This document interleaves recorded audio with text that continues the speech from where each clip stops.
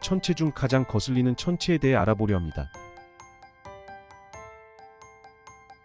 메시에가 말한 대로 개성운이 밤하늘의 혜성 관찰에 얼마나 방해되는지 우리도 한번 찾아가 볼까요? 먼저 은하수를 따라 쭉 확대해 봅니다.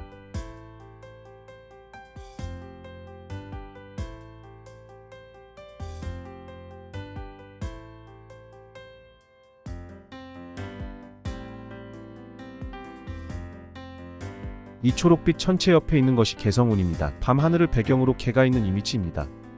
오늘은 이와 관련된 영상입니다. 프랑스의 천문학자 샤를 메시에가 1771년 혜성을 탐색하는데 방해가 되는 천체들의 모아 메시에 목록 약 110개를 지정했습니다. 가장 먼저 지정한 것이 바로 개성운입니다.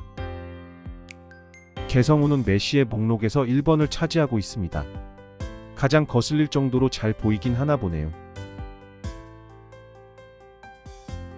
같은 천체를 성능이 다른 두 망원경으로 찍어 비교한 것입니다.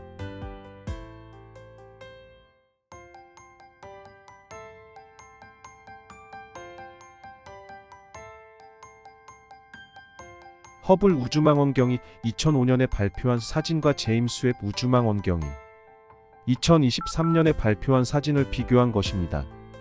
어떤 천체를 찍은 것인지 다들 아시죠?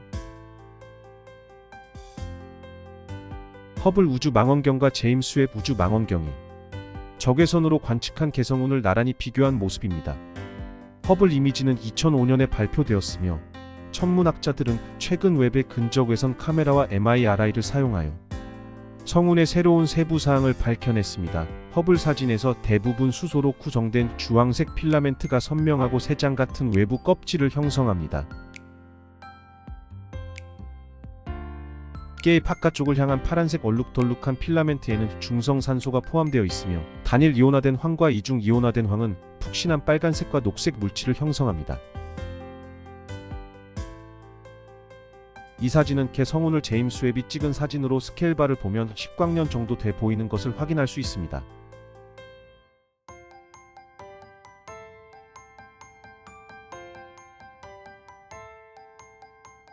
미국 항공우주국 나사의 제임스 웹 우주망원경이 초신성 잔해의 기원에 대한 답을 찾기 위해 개성운을 촬영하였습니다.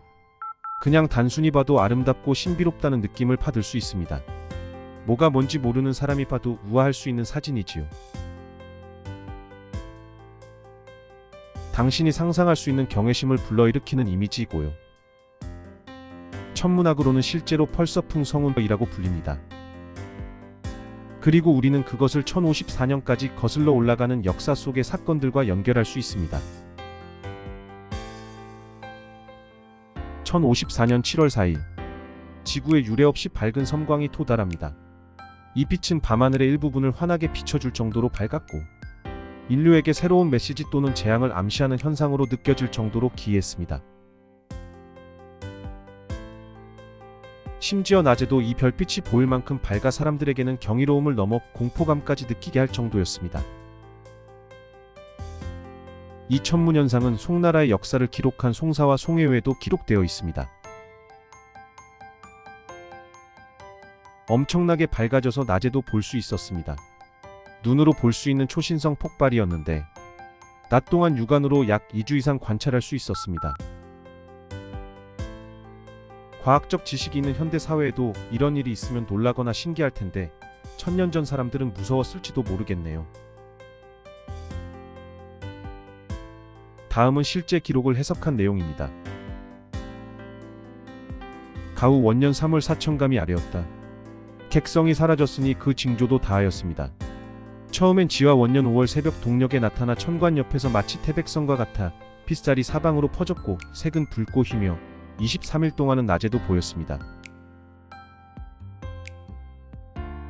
개성운이 초신성 폭발할 당시의 섬광의 최대 밝기는 -6등성으로 추측되며 밤하늘의 금성과 비슷한 수준에 달해 육안으로 지구의 여러 곳에서 쉽게 관측이 가능했다고 기록되어 있습니다. 초신성 폭발로 생겨난 개성운은 1000년 동안 에너지와 먼지가 우주 공간으로 퍼져나가면서 그 크기를 키워나가고 있습니다. 초신성이 폭발하면서 에너지와 물체들이 전방 위로 확산할 때 지구의 입장에서는 다가오거나 멀어지는 가스먼지가 있을 텐데요. 이때 지구로 향해 다가오는 물체에는 물체 거리가 가까워지면서 파장이 짧아져 파란색을 띠는 현상인 청색 편의가 발생하고, 반대로 지구에서 멀어지는 물체에는 물체 거리가 멀어지면서 파장이 길어져 붉은색을 띠는 현상인 적색 편의가 발생합니다. 이러한 현상 때문에 여러 색깔의 모습의 아름다운 천체로 보입니다. 여기부터는 개성운을 자세히 확대한 사진을 보면서 진행하겠습니다. 은하수로부터 빠르게 개성운으로 다시 갑니다.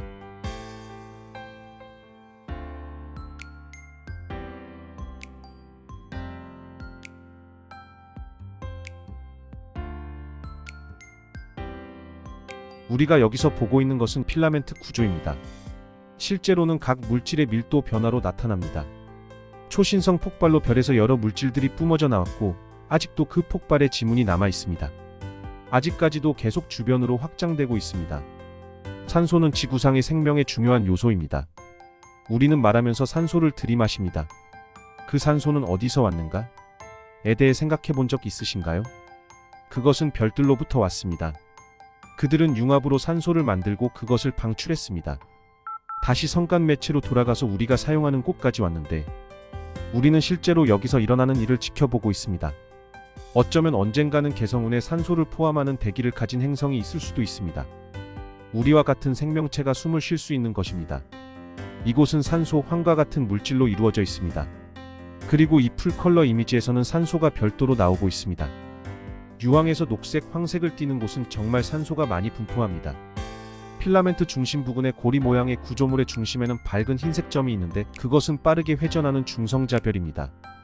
허블 사진에서 대부분 수소로 구성된 주황색 필라멘트가 선명하고 새장 같은 외부 껍질을 형성합니다.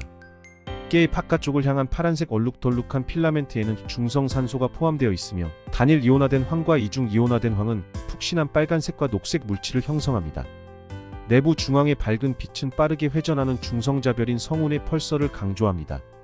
제임스 웹의 적외선 기능은 이중 이온화된 황을 추적하여 적색과 주황색 가스 필라멘트로 이루어진 초신성 잔해의 선명하고 새장 같은 구조를 볼 수 있게 해줍니다.